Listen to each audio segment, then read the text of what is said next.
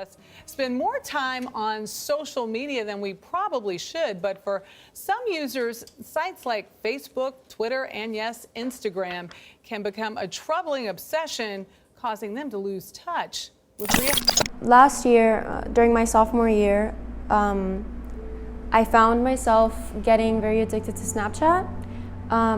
It was a very unhealthy obsession that I had developed with the app. I do consider myself addicted to TikTok just because when I leave from school, I just go on that for hours, and hours, and then I do my homework, or I'm doing my homework and studying, and then I get distracted and I start going on TikTok. We have to understand that what is posted on social media is highly curated and doesn't reflect actual reality. And so when you're seeing images of people, whether it has to do with beauty standards or their lifestyle, it presents a very unrealistic standard that not even the influencer themselves is able to meet. And it puts an amazing amount of pressure on developing teenagers. I found myself posting things simply for the attention and validation of others, which I hate to admit, but it's the truth. And I found myself trying to cope with the fact that a lot of people were not giving me the attention that I wanted. And I found myself coping in really unhealthy ways. Actually, some recent studies have shown that kids or just individuals in general who are constantly on social media are starting to develop severe anxiety and or other mental health issues for the simple fact that they are looking for validation through social media from their peers, and so they're retracting into this secluded world at home because they're stuck on their phones versus just going out and getting exercise or hanging out with their friends. And now the algorithm is quite literally made to keep you addicted and to keep you enticed. And it's like you keep scrolling and you can't stop because it just keeps getting more and more interesting and you're getting more and more immersed. And you almost enter this other dimension when you're on social media and you totally lose track of time. And so I found myself on my phone, on social media, when I had my social media addiction, and still at times, not with Snapchat anymore, but with TikTok, scrolling and scrolling and scrolling and having it be 3 a.m. and I'm not even tired. People grow anxious because they're not getting that instant feedback, right? So that's why we're on social media, is we want that instant feedback, we want that instant validation. And so anxiety grows when we post something and 5 minutes later we're checking to see, oh my God, how many people liked it, and there are 0 likes. And so that anxiety builds because why isn't anyone liking my post? Definitely, my mental health and how I feel definitely does play a role off of TikTok because of the fact that social media puts up a front of what beauty standards are or what a girl is supposed to look like and what guys like, and seeing those pretty girls doing those trends and looking really good, I'm just wow, what am I doing wrong? What can I do to better myself? And then I just look at myself and I don't think I'm that good or ever be that good, and I don't know, I just get in my head too much. It's bad. I think with social media there is an intense pressure to form this kind of ideal self, and that can put a lot of pressure on students that are just starting to find their identity in the first place. TikTok has a specific algorithm that is made to keep you depressed, basically. And as a TikTok user myself, I have to say that I am a victim of that.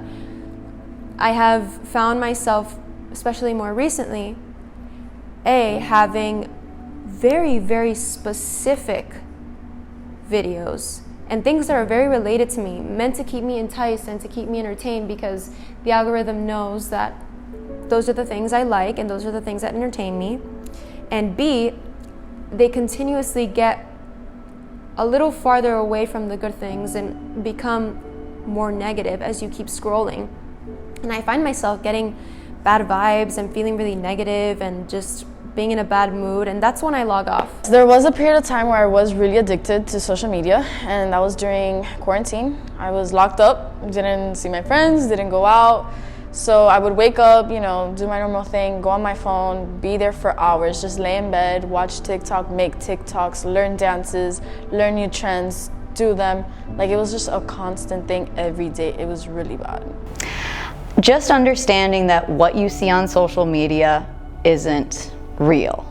And using maybe one of those monitors or one of those apps like Screen Time to try to minimize the amount of time spent on social media. I think they need to become informed. I think it's something that maybe schools can educate, like the counselors, we can educate students on the effects of being online and how it affects mental health. But I also think parents need to take a proactive step in saying, you know what, the moment you walk back in through the door after school, there's no phone, you know. There has to be that interaction at home as well. So it can't just come from the school, it has to come from home, from the parents, and work as a team. You know, you don't have to eliminate social media completely, but there has to be a healthy balance. And right now there isn't a healthy balance. You find ways to cope with that lack of dopamine in other healthier ways. There, you know, it really depends on the problem that you have, but for example, with dopamine, you would go on a run, talk to your friends. Honestly, watching a TV show is probably even better than going on social media. Eating food you like, whatever. There's tons of different things that you can do for each one of your issues, or maybe it's talking to a therapist, or it's talking to a family member, or it's going out with friends, whatever it is, finding another way to cope with your problems that is not through social media. That way social media becomes something fun and not a coping mechanism.